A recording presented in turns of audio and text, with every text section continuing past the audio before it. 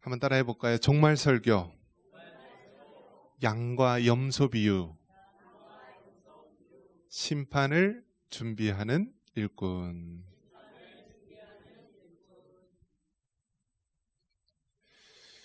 이 세상에서는 이 미래에 대해서 굉장히 많은 궁금증을 가지고 있습니다. 그래서 이제 새로운 학문 분야가 생겨나게 되는데요. 그 중에서 어떤 미래학이라고 하는 그런 학문 분야가 있습니다. 그럼 미래학. 그래서 우리나라의 최윤식 박사라고 하는 그 분이 미래학 박사를 또 미국에서 받고 오기도 했는데요. 여러분 미래학 느낌이 어떠신가요? 그 미래에 대해서 어떻게 될지를 미리 학문적으로 연구하고 준비하는 것이다라는 것입니다. 그래서 그분이 가는 곳마다 얼마나 많은 사람들이 모이고 또 뭐 정치인들, 경제인들, 많은 학자들 과연 미래가 어떻게 될 것인가. 그래서 여러분 정말 미래라는 것은요 전혀 예측 못하는 그러한 시대입니다. 지금도 이제 전쟁이 일어나고 있죠. 뭐 우크라이나, 뭐 러시아 전쟁, 또 이스라엘, 또 팔레스타인 하마스와의 전쟁이 일어나고 있는데요. 과거의 전쟁과 요즘 일어나는 전쟁의 차이가 무엇이냐면 과거에는 이 탱크를 앞세우고요. 이 강력한 기계화 부대가 밀고 내려오면서 이 전쟁의 판도를 바꿨다고 한다면요. 이제는 그 사람들이 만든 그 조그만 드론 비행기가요. 그 어마어마한 탱크와 뭐 많은 그 무기들을 파괴하는 것을 보면서요. 전혀 새로운 그런 미래의 전쟁을 접하고 있습니다. 그래서 이제는 앞으로 미래에 있을 그러한 일들에 대해서 저마다 많은 관심을 가지고 있습니다. 자, 그런데 여러분, 미래에 대한 이야기, 그 마지막 종말에 되어질 이야기를 가장 잘 나타내고 있는 것이 어디일까요?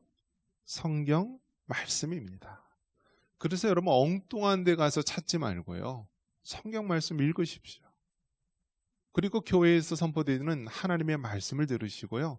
우리는 미래를 준비하고 마지막 종말의 때를 준비하면 되는 것입니다. 그래서 여러분 예수님 믿지 않는 사람도요. 성경을 막 뒤져봐요. 뭐 미래에 대해서 또 어떤 새로운 것이 있나. 그런데 하물며 하나님께서 믿는 성도들에게 우리가 마지막 때를 준비하라고 하나님의 말씀을 주셨는데 우리가 이 하나님의 말씀을 소홀히 한다면 그것보다 안타까운 일이 없을 것입니다. 우리나라가 항상 연초에 되면은 뭘 보러 가죠? 점 보러 가요. 점 보러 가요. 근데 점쟁이들이 뭐라고 얘기하냐면 집사들이 없으면 자기들이 망한대요. 무슨 얘기예요? 교회 집사라고 하는 사람들이 잡사가 되어서 점 보러 다닌다는 거예요. 얼마나 여러분 이스라엘 백성이 여호와 하나님을 섬긴다고 하면서 가나안 땅에서 바알과 아세라 신을 섬기는 것과 똑같은 것입니다. 여러분 미래를 알기 위해서 올 한 해 뭐가 있을지 궁금하다면 하나님의 말씀을 보시고요. 기도를 통하여 하나님께 물어보시기를 바랍니다. 그런 면에서 여러분 성경에서 이 마지막 종말의 때에 대해서 잘 이야기를 해주고 있는데요. 특별히 마태복음 24장에서는 종말의 징조에 대해서 이야기를 해줍니다. 종말의 징조. 마지막 때에는 어떠한 일이 있을 것인가. 그리고 마태복음 25장에서는 종말 비유를 통하여서 너희는 이렇게 준비하라라고 말합니다. 여러분 마지막 때가 되면은요. 가장 두드러지게 나타나는 특징이 무엇이냐면 미혹을 받는 시대가 된다라는 거예요. 한번 따라해 볼까요? 미혹을 받는다. 여러분 사람이 똑똑한 것 같죠? 사람이 굉장히 잘난 것 같죠? 그런데 여러분 미혹을 받을 때는요. 그냥 한순간에 미혹을 받게 됩니다. 요즘에는 결혼할 때도 남자인지 여자인지 잘 확인해야겠어요.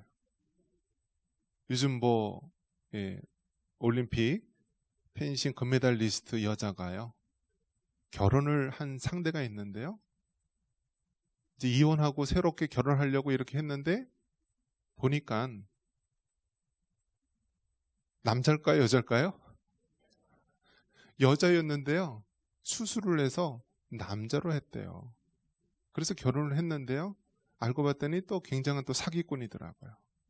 강화도 출신인데 저 뉴욕 출신이라고 그렇게 하면서 아주 온갖 돈 많은 재벌 3세 행세를 하면서 돈을 끌어들여서 사기 행각을 벌였는데요. 정말 마지막 때는요. 미혹의 시대예요. 미혹의 시대. 아무리 잘나고 똑똑해도요. 한번 미혹을 당하면은요. 그냥 걸려들게 됩니다. 여러분, 물질적으로 미혹을 받으면 돈만 손해를 보면 되지만은요. 영적인 미혹을 받으면은 우리 영혼이 죽기 때문에 그거보다 안타까운 것은 없는 것입니다. 그렇기 때문에 여러분, 특히 마지막 때는 종말과 관련해서 얼마나 많은 미혹들이 우리에게 오는지 모릅니다. 그래서 마태복음 24장에 너희들 미혹을 당하지 않도록 조심하라. 미혹을 당하지 않도록 조심하라. 우리가 계속해서 고백하는 것이 무엇입니까? 시험에 들게 하지 마옵시고 다만 악에서 구하옵소서라고 주기도문을 통하여서 계속해서 고백하고 있지 않습니까? 그만큼 우리가 시험을 당하고 미혹을 당하기 쉽다는 것입니다.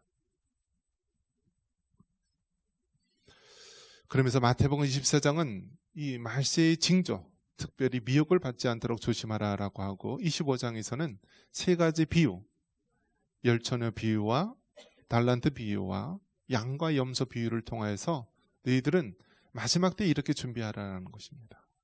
첫 번째 비유, 열처녀 비유를 통하여서 말해주고 있는 것이 무엇입니까? 바로 마지막 종말의 때를 예비하라는 것입니다. 한번 따라해 볼까요? 종말을 예비하라. 준비하라는 것입니다. 종말의 때를 대비하라. 슬기로운 다섯 처녀는 등잔과 기름 준비했지만요. 그 미련한 신부는요. 등잔만 있고 기름 준비하지 않았습니다. 신랑이 온다라고 했을 때 신랑을 맞으러 나갈 수가 없었고 기름을 준비하러 나갔다가 결국 어린 양의 혼인잔치에 들어가지 못하고 맙니다. 바로 마지막 종말을 예비하라.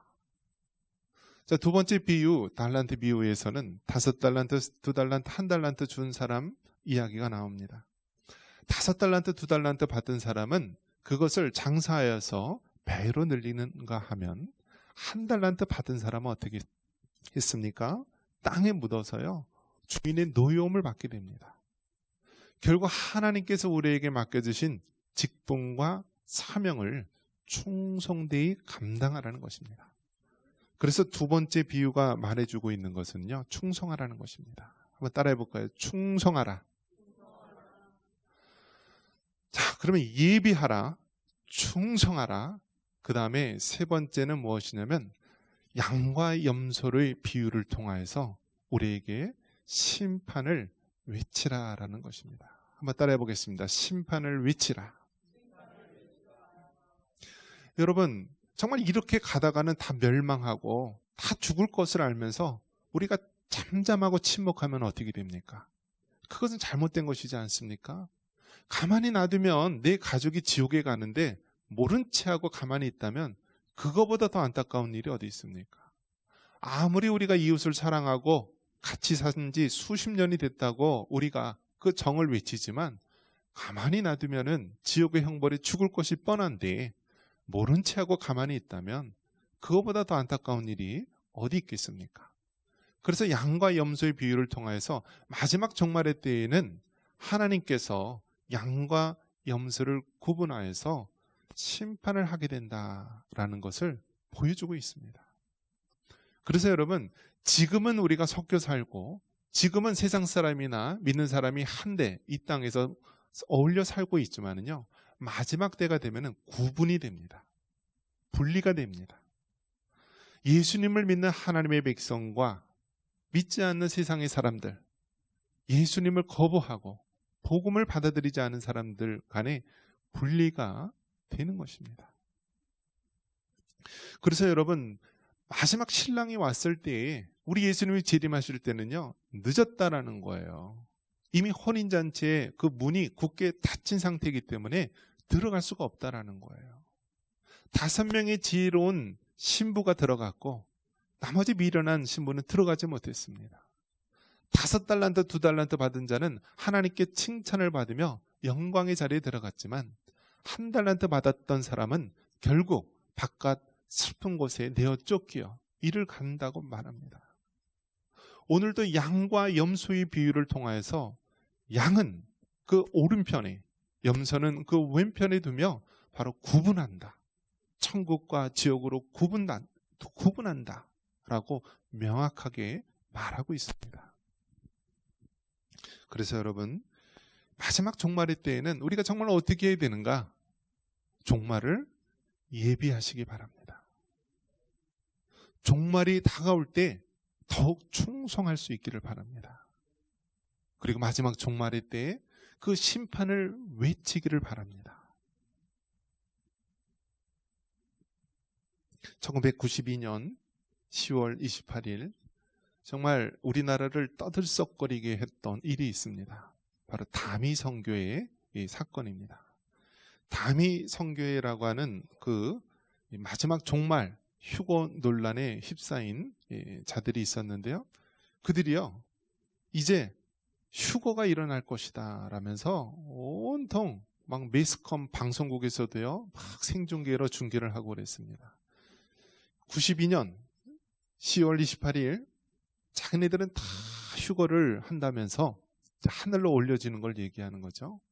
그러면서 다니던 학교도 그만두고 직장도 그만두고 집 팔고 뭐하고 다 하면서 흰옷을 입고 다 준비했는데요. 어떻게 되죠? 아무 일도 안 일어났습니다. 그러면서 막 뿔뿔이 흩어졌죠. 자, 그러면 이것이 한낱 사이비 이단의 그러한 해프닝으로 끝나면 좋지만은요, 이것이 우리나라 한국 사회에 엄청나게 안 좋은 악영향을 미치게 됩니다. 그것은 종말이란 말 자체도 못 꺼내게 만들었습니다. 이제는 마치 종말 이야기, 이러한 이야기를 하면은 이단처럼 취급을 받는 그런 시대가 된 것입니다. 그런데 여러분, 우리가 분명히 알아야 될 것은 종말은 성경이 말씀하고 있는 진리임을 믿으시기 바랍니다. 문제는 무엇이냐면 시한부 종말론, 극단적 종말론이 이단이고 문제가 있는 것이지, 성경은 정확하게 마지막 때에 우리 예수님이 재림하시고 종말이 있다라는 것을 분명하게 말씀하고 있습니다. 종말, 이 끝이라고 하는 것은 바로 우리 개인에게도 있지 않습니까? 우리가 얼마나 오랫동안 살 수 있습니까? 다 100살 안팎 아닙니까? 이렇게 개인적으로도 종말이 있습니다. 영혼과 육신이 분리되는 이러한 육체적 죽음을 맞이하는 종말이 있고요. 또 이 세상, 이 우주, 역사, 만물이요, 하나님이 창조하신 모든 것이 끝나는 종말이 있는 것입니다. 그래서 종말이라 할 때 개인적 죽음을 맞이하는 개인적 종말도 있고, 이 역사적 죽음, 또 역사적 그 마지막이 있는 그러한 마지막 종말이 있는 것입니다. 그렇기 때문에 우리는 항상 끝을 향하여서 달려가는 자임을 알아야 됩니다. 성경에 보면은 예수님은 영광으로 이 땅에 재림하신다 말합니다. 우리 31절 다시 한번 읽겠습니다. 31절입니다. 인자가 자기 영광으로 모든 천사와 함께 올 때에 자기 영광의 보좌에 앉으리니. 아멘. 예수님의 재림, 즉 이 땅의 종말은요, 성경이 분명히 말씀하고 있는 바입니다. 우리가 초림이라고 했을 때 그것을 어떻게 지키고 있죠? 우리가 성탄절, 2000년 전 아기 예수님 오신 날을 기념한 우리가 성탄절로 지키는 것 아닙니까? 이렇게 초림의 예수님은 십자가에 죽기 위해서 이 땅에 오신 것이라고 한다면, 이제 마지막 때에 예수님의 재림은요, 진리로 심판하시기 위해서 이 땅에 오시는 것입니다. 그래서 초림과 재림은요, 전혀 다른 모습으로 오는 것입니다. 초림의 예수님은 얕고 연약한 그런 아기 예수의 모습이라고 한다면, 재림의 예수님은 구름을 타고 영광 가운데 이 땅에 심판주로서 임하는 것입니다. 그래서 여러분, 예수님은요, 하나님이시고요, 예수님은 전능자이시고요. 예수님은 심판주이십니다. 그래서 여러분, 그 예수님이 다시 이 땅에 오실 때는요, 영광으로 이 땅에 오신다. 위엄과 능력을 가지시고 이 땅에 오신다. 진리로 이 세상을 심판하기 위해서 오신다라고 분명하게 말하고 있습니다. 사도신경에도 뭐라고 우리가 고백합니까? 저리로서 산자와 죽은 자를 심판하러 오시리라. 바로 하나님께서 마지막 때에 그 하늘 저리로서 거기로부터 이 땅에 산자와 죽은 자, 즉 예수님을 믿는 자와 믿지 않는 양과 염소를 구분하기 위해서 이 땅에 심판하러 오신다라고 말씀해주고 있습니다. 그런데 항상 진짜가 있으면 짝퉁이 있듯이요, 얼마나 여기저기서 내가 그리스도다, 내가 메시아다, 내가 구원자다라고 외치는 자들이 얼마나 많이 있는지 모릅니다. 그런데 여러분, 항상 마지막 때가 될수록 그 미혹하는 자들이 더 들끓게 되는 것입니다. 여러분, 여기저기서 메시아가 나타났다, 그리스도가 나타났다 해도요, 여러분 믿지 마시기 바랍니다. 우리 예수님이 재림하셔서 오실 때는요, 마치 번개가 동편에서 서쪽으로 번쩍인 것 같이 우리 예수님의 임함도 그러하다고 말합니다. 어디 국부적으로 어디에서 나타났다 그런 것이 아니라 온 세상 모든 영혼이 재림의 예수님을 알 수 있을 정도로 번개가 임함과 같이 우리 예수님이 오시는 것입니다. 사도행전 1장 11절에 예수님께서는 하늘로 올려지신 그대로 이 땅에 오시겠다고 말씀하고 있습니다. 갈릴리 사람들이 어찌하여 서서 하늘을 바라보느냐? 너희 가운데서 하늘로 올려지신 이 예수는 하늘로 올라가심을 본 그대로 오시리라. 여러분, 우리 예수님은요, 이 땅에 오셔서 십자가에 못 박혀 죽으셨습니다. 그리고 3일 만에 부활하시고 하늘로 승천하셨어요. 올라가셨어요. 그러면서 뭐라고 얘기하셨냐면, 하늘로 올라가신 그대로, 즉 승천하신 그대로 우리 예수님께서는 마지막 때 이 땅에 재림하실 것이다 라고 말합니다. 그래서 여러분, 우리 예수님의 재림을 기대하며 살아가는 것, 이것은 정말 지금까지 많은 믿음의 선지들이 소망하며 살아왔던 것입니다. 여러분, 힘들고 어려울수록, 육신의 질병으로 괴롭고 힘들수록 무슨 소망을 가지며 살아가야 됩니까? 다시 오실 예수님, 우리의 구원자 예수님을 소망하며 믿음으로 이길 수 있기를 바랍니다. 자, 그러면서 마지막 재림의 때, 심판의 때는요, 다 구분이 되는 거예요. 분리가 되는 거예요. 양과 염소를 구분하듯이 구분되어서 하나님의 심판이 있음을 말해주고 있습니다. 33절 같이 있습니다. 양은 그 오른편에, 염소는 왼편에 두리라. 마지막 때는요, 명확하게 구분을 하는 거예요. 카톨릭이나 이런 데서는 천국과 지옥 이외에 연옥이라는 것이 있다라고 하면서 그 중간지대, 회색지대를 만들어 놓습니다. 그런데 성경은 그렇지 않아요. 중간지대가 없어요. 예수님을 믿으면 영원 천국에 가는 것이고요, 예수님을 믿지 않으면 영원 형벌, 지옥에 가는 것이 성경이 말씀하고 있는 진리입니다. 양은 그 오른편에, 염소는 왼편에 두는 것이지 그 중간, 어중간한 곳이 없다라는 거예요.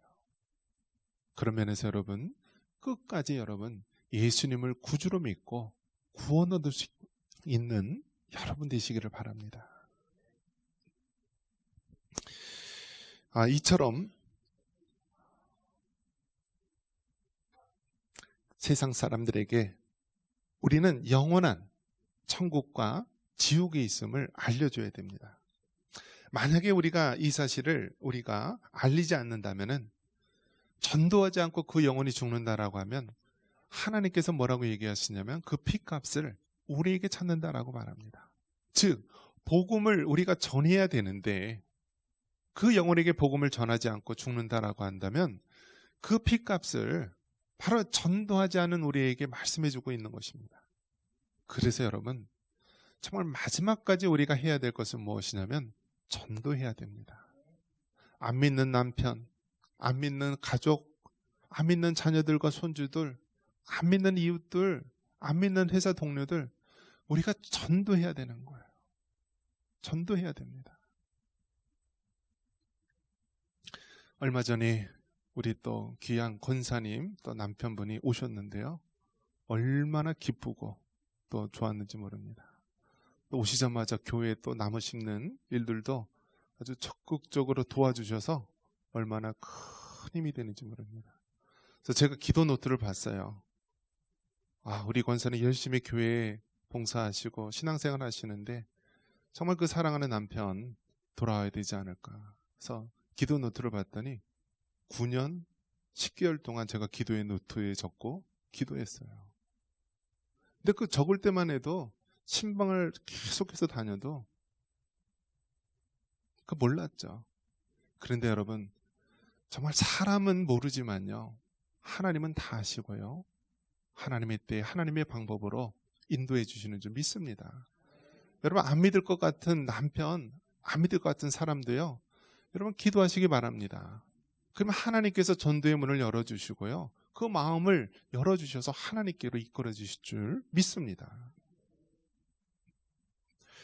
요나서 3장 4절에 보면은 그 죽어가는 영혼들을 향하여서 외칩니다. 40일이 지나면은 니느웨가 멸망하리라 라고 외칩니다. 우리 요나서 3장 4절 같이 한번 볼까요? 요나서 3장 4절, 요나가 그 성읍에 들어가서 하루 동안 다니며 외쳐 이르되 40일이 지나면 니느웨가 무너지리라 하였더니. 아멘. 여러분, 마지막 때가 되면은요, 전도해야 되고요, 빨리 믿지 않는 우리 가족들, 우리 주변에 있는 이웃들에게 전도해야 됩니다. 시간이 없어요.